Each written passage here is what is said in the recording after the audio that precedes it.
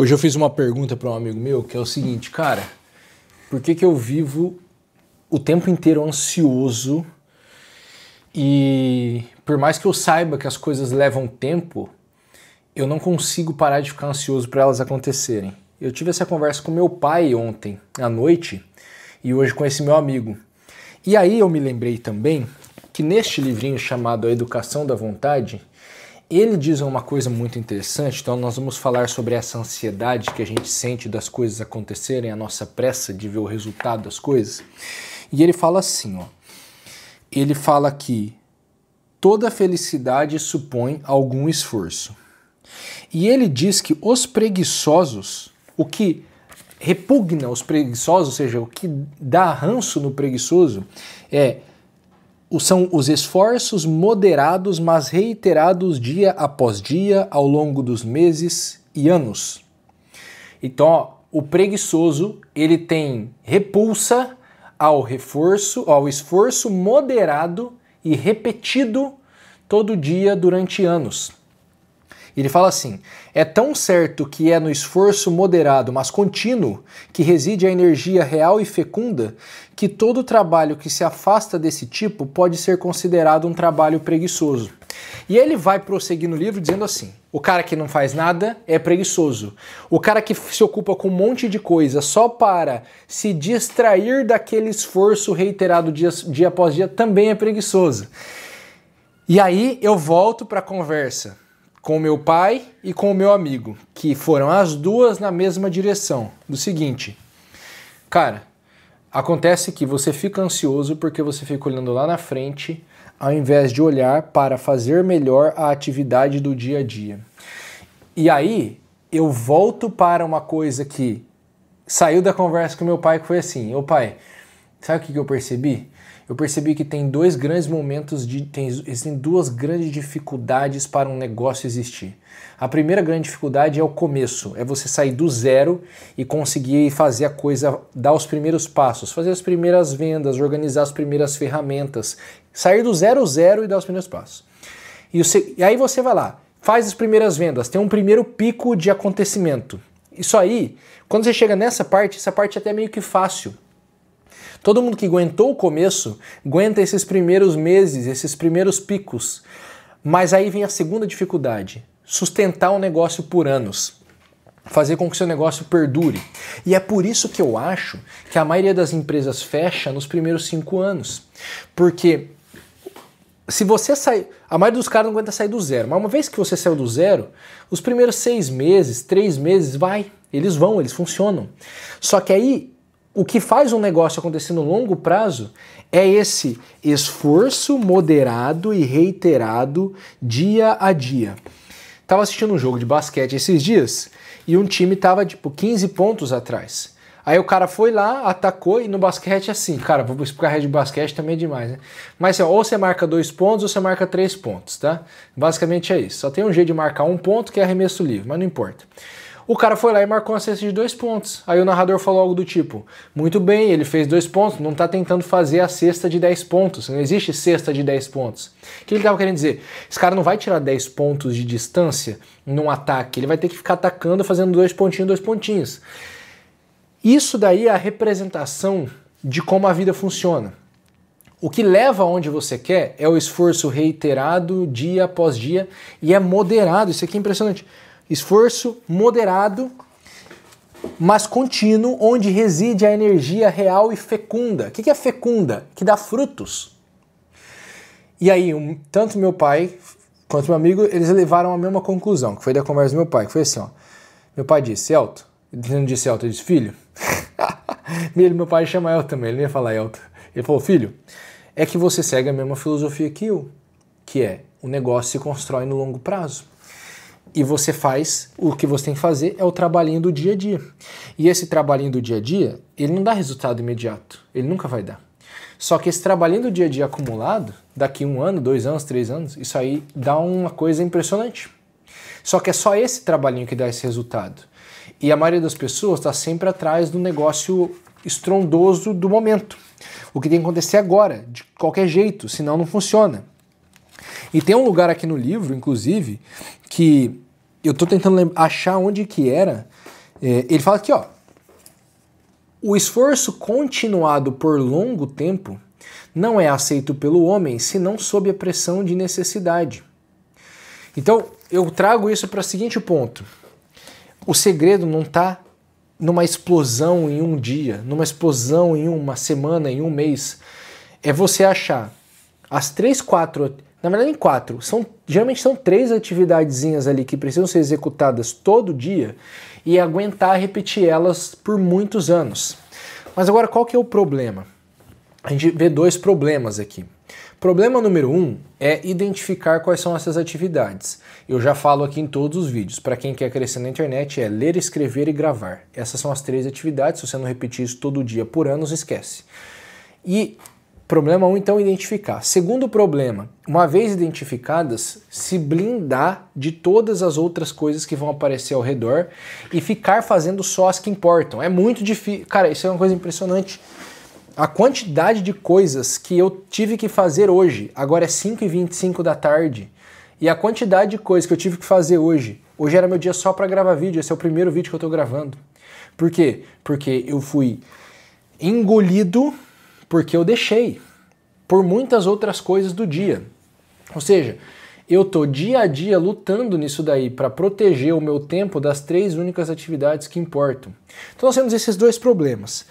E aí eu vou te falar, a resolução para esses 2 problemas reside numa coisa que começa por esse daqui, isso que chama foco roubado, começa por uma coisa que está dita neste livro. E essa coisa que está dita nesse livro é o que ele chama da divagação. Tem que até lembrar em que capítulo que está isso que eu li da divagação, aqui. O que ele fala? Ele fala o seguinte, teve uma época que os caras achavam que o cérebro só funcionava quando ele estava com foco absoluto numa coisa. Mas existe uma outra atividade que é fundamental e que antigamente as pessoas achavam que era desperdício, que é a divagação. É tu ficar viajando na maionese. Então ele fala assim, ele dá um exemplo, o professor ligava para você e falava, teu filho fica viajando no meio da aula. E você achava isso horrível, porque isso não pode. Só que aí um cara chegou, esse cara se chama Marcos alguma coisa, eu não sei o nome, Marcos alguma coisa, não importa. Esse tal de Marcos, ele descobriu, Marcus Rachel, sei lá como é que chama o nome dele. Esse cara descobriu o seguinte, nesse momento, e ele descobriu isso sem querer, inclusive, na divagação acontecem várias coisas, mas o resumo para o nosso vídeo do que acontece na divagação é que o seu cérebro forma as conexões necessárias para solucionar os problemas que ele tem. Então ele fala assim, tem 3 grandes coisas, 3 eventos cruciais que ocorrem durante a divagação mental. Primeiro, você está lentamente tendo noção do mundo. Então você está divagando, é como se o seu cérebro estivesse juntando todas as percepções do mundo para tentar compreender o mundo melhor. Isso aqui é fundamental, sem isso você fica confuso. Tua vida não avança de jeito nenhum, porque não compreendeu como o mundo funciona. Ele fala assim, quanto mais se deixa a mente divagar, melhor se torna em definir metas pessoais organizadas, em ser criativo, tomar decisões pacientes de longo prazo. Você será capaz de fazer essas coisas melhor se deixar sua mente vagar e de maneira lenta, inconsciente, tomar pé do sentido da sua vida. Em segundo lugar, quando sua mente divaga, faz novas conexões entre as coisas, o que muitas vezes produz a solução para os seus problemas. E em terceiro lugar, durante a divagação, sua mente envolve-se em uma viagem mental no tempo, quando perambula pelo passado para tentar prever o futuro. Liberta das pressões de pensar com foco estreito a respeito daquilo que está bem à sua frente, sua mente começa a pensar no que poderia acontecer em seguida e, portanto, ajuda a prepará-lo para isso. Por que eu estou te trazendo esse ponto? Porque eu vou fazer a ligação agora entre essas 2 coisas. Para a nossa vida avançar, nós precisamos do esforço moderado que é reiterado todos os dias, dia após dia, e é fecundo. Para a gente descobrir quais são as atividades onde colocar esse esforço e para a gente se proteger do resto, uma das coisas que eu acho fundamental é que nós tenhamos este tempo de divagação, onde a nossa mente está livre para pensar. E aqui vem um grande problema. Você provavelmente não dá mais esse tempo. Por quê? Porque assim, eu hoje tirei o dia para ficar atento a isso. eu fui lá, levei meu carro para a primeira revisão, a revisão dos 12.000 quilômetros. Eu sento lá, a primeira coisa que eu quero fazer é pegar o celular. E aí eu peguei o celular, mexi por 2 minutos e eu falei, não tô deixando minha cabeça pensar, eu tô me ocupando. Aí eu fui pegar um cafezinho e fiquei sentado, parado, tomando um cafezinho, olhando pro nada. E aí eu fiquei pensando 2 coisas. Primeiro, eu tô aqui sentado olhando pro nada, é meio esquisito. Ninguém mais faz isso hoje em dia. Segundo, mas é isso aqui que eu preciso fazer. Minha cabeça ficou nisso por um tempo. A gente não faz mais isso em momento nenhum. Todo momento de descanso, de tédio, é ocupado. Eu não lembro se é nesse foco roubado, se é na produtividade do bem, eu não lembro em qual livro que eu li isso, que é, pela primeira vez na história, eu acho que é no Slow Productivity, pela primeira vez na história, nós conseguimos retirar 100% do tédio. Todo momento de tédio é possível ser retirado. Por quê? Porque está ao alcance da sua mão. Você pega e rola uns Reels, você pega e entra no TikTok, você pega e manda mensagem para alguém, você vai conferir alguma coisa. E aí que vem a coisa. Se você não se dá esse tempo de tédio, você não tem soluções novas. E você não pensa sobre o que aconteceu. Ele fala, é um dos 3 eventos importantes da divagação, que você olhe para o passado para prever o futuro. Aí quando você não faz isso, você não consegue olhar para esse esforço moderado do dia a dia e aprimorar ele. O exemplo que meu amigo me deu foi assim, o japonês vai lá e faz bolinho de arroz, só que todo dia ele quer fazer um bolinho de arroz melhor, esse é o objetivo dele. Não sei porque que deu o exemplo do bolinho de arroz, mas é o exemplo do Sr. Miyagi, né, que fica mandando o Karate Kid lá, o moleque, ficar tirando e botando a camisa, ou ficar batendo na água. Tem até do Rocky Balboa, né, que é o Creed. O Rocky manda o Creed ficar batendo com a marreta na areia por horas, por tempos a fio. O que é isso? É um esforço de aprimoramento de uma atividade simples e no longo prazo é isso que faz toda a diferença. Aí eu, percebendo isso um tempo atrás, aí agora eu vou para a parte prática, eu vou te ajudar. Percebendo isso um tempo atrás, eu falei, cara, acabou, eu preciso dar um tempo da tecnologia, eu preciso diminuir drasticamente e voltar a ter o tédio. Só que eu não estou mais conseguindo ficar 10, 15, 20 minutos parado, porque me dá uma agonia absurda, eu quero pegar o celular. O que eu fiz para fazer para recuperar essa capacidade? Caderno. Eu voltei a escrever todos os dias nos meus caderninhos. E agora eu ando com esses caderninhos para todo lado. E aí o que eu escrevo? Morning pages, todo dia de manhã, solto todas as ideias que estão na minha cabeça. No meio do dia, faço uma outra atividade de escrita. De noite, uma outra atividade de escrita. Aí paro, monto pensamentos do que eu tenho para executar, coisas que eu tenho para fazer hoje. Eu comecei a usar o caderno e a escrita para quê? Para dar o primeiro passo nesse hábito de me desconectar da tecnologia e conseguir finalmente fazer a minha cabeça aceitar o tédio e essa divagação. Escrever propriamente não é essa divagação, é como se fosse uma atividade parecida, familiar, é o primo, entendeu? Porque eu estou divagando, mas eu estou anotando os meus pensamentos. Ou seja, já estou de alguma forma ativo na coisa. E a divagação é um negócio mais recepção passiva, sacou? Então é como se eu estivesse me deixando absorver as coisas. E o que eu te recomendo? Cara, tu tem que começar a fazer isso. Tirar pelo menos o começo do seu dia, qualquer hora do dia, você vai pegar um lápis e você vai sentar e vai escrever por 10, 15 minutos tudo o que tem na sua cabeça. Por quê? Porque é um primeiro passo que eu percebo na prática. Isso aqui não tem uma avaliação científica, uma regra de vida. É o que aconteceu comigo. Estou só te dando um relato pessoal. Quando eu comecei a fazer isso, eu comecei vagarosamente a conseguir aumentar meu tempo de leitura. Eu consegui vagarosamente aceitar ficar sentado lá na revisão do carro, parado aqui, olhando para o nada, prestando atenção nas coisas. Prestando atenção nas coisas, no que as pessoas estão fazendo, no ambiente. Hoje tinha 31 luzes no teto, uma queimada e uma queimando. Eu percebi isso. Para que serve? Nada.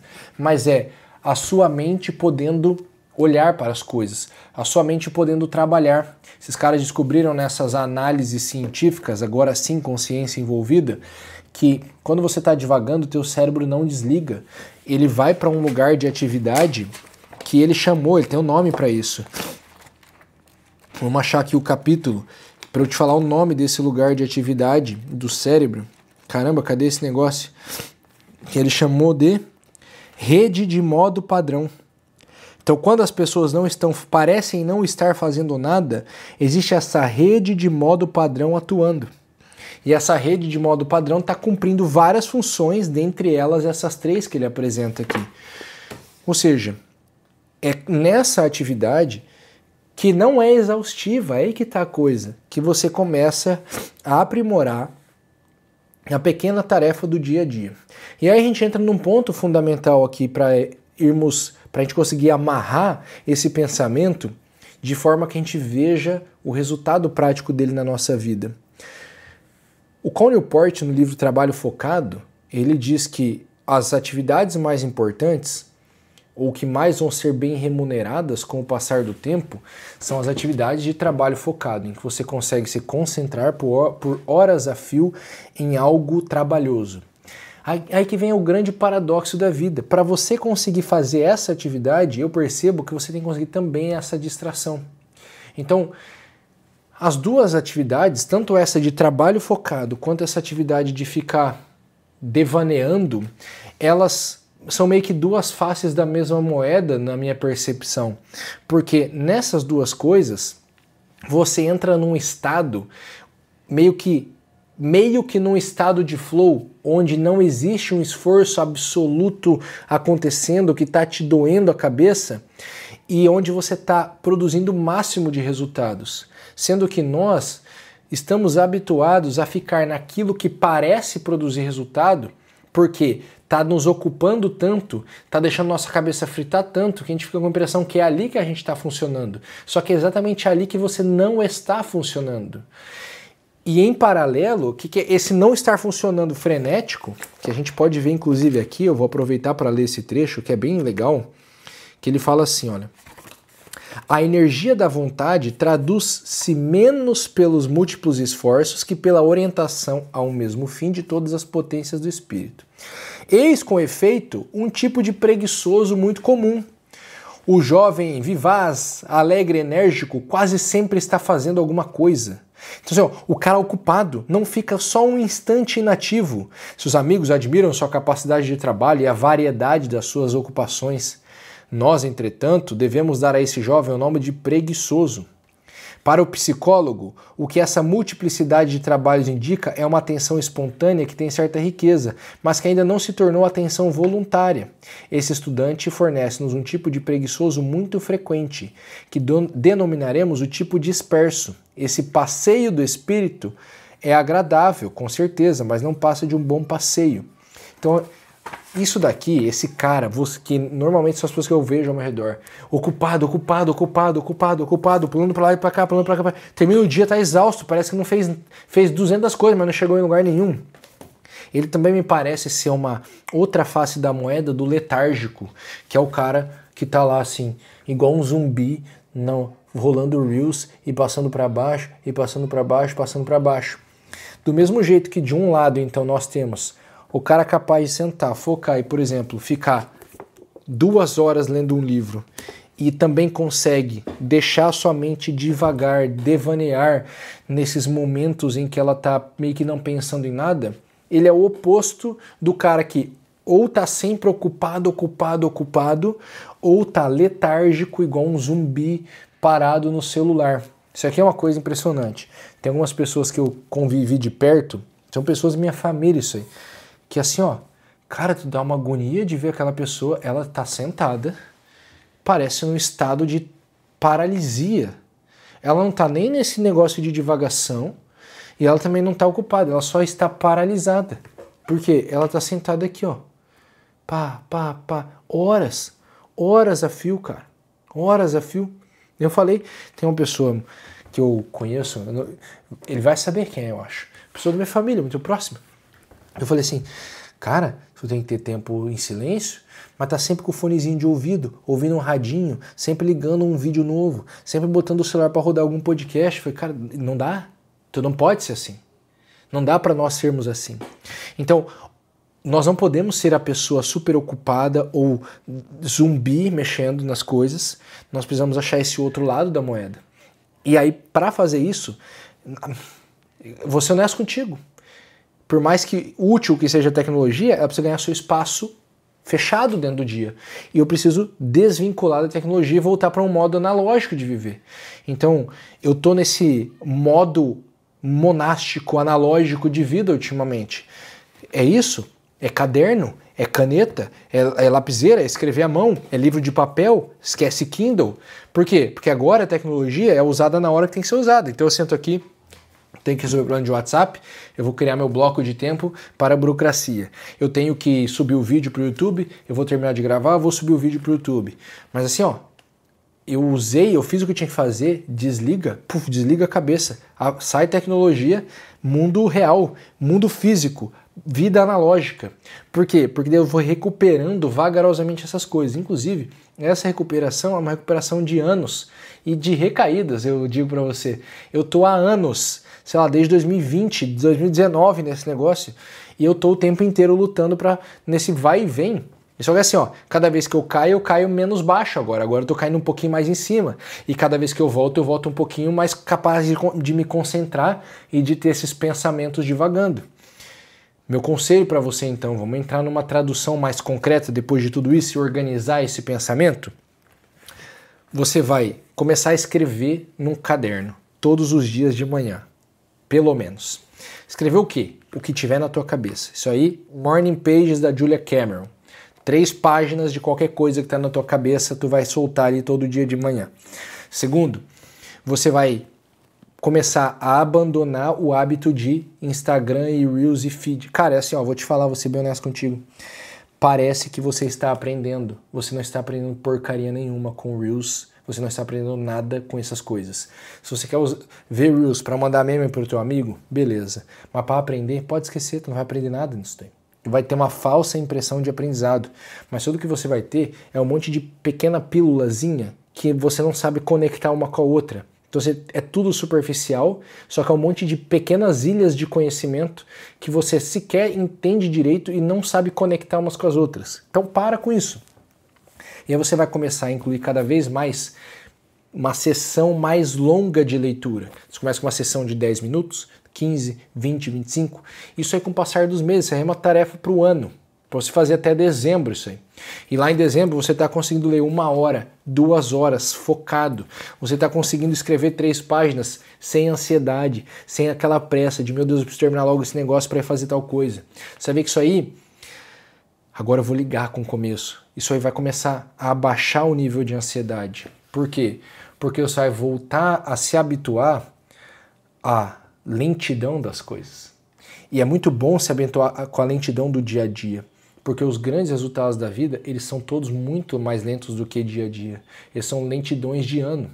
Eu falei hoje para uma mentorada, eu falei assim, tu não pode parar o YouTube, porque ela, será que o YouTube vai vender? Não, não é que o YouTube vai vender nada. É que o YouTube é uma construção de 2 anos que você vai começar a fazer hoje, para daqui 2 anos, o teu nome, o nome Elton Luiz, ter algum nível de confiabilidade, algum nível de autoridade, de credibilidade, de confiança. E aí, não importa o que você for vender, algumas pessoas vão comprar qualquer coisa que você for vender, por quê? Porque elas já confiam em você, porque você está ali há anos construindo isso.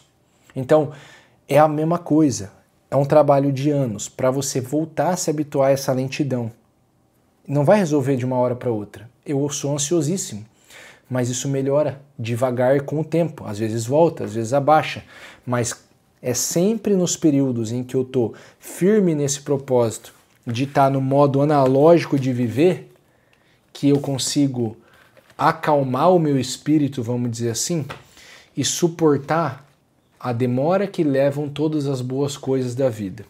Porque, como diz Santa Teresa, o que muito vale, muito custa. Isso significa que é muito esforço, mas também leva tempo as coisas. A gente tem que voltar a aguentar isso. Dito isso, eu quero te apresentar a OPB School. Aqui no link da descrição existe uma proposta da minha escola de One Person Business, um negócio de uma pessoa só. Eu acabei de falar num podcast mais cedo que eu gravei hoje com o Bruno e com o Johnny, que é muito possível você viver do seu negócio de uma pessoa só, trocando serviço, hora por dinheiro, ou vendendo infoprodutos.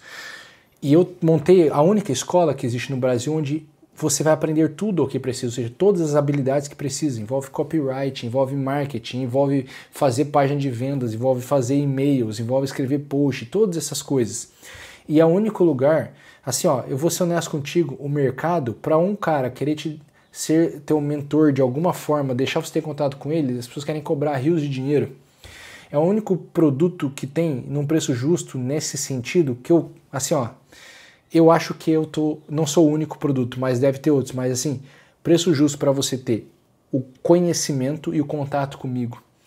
Zoom quinzenal para você falar comigo em grupo, mas eu respondo a sua pergunta. Grupo para você mandar pergunta para eu responder em áudio.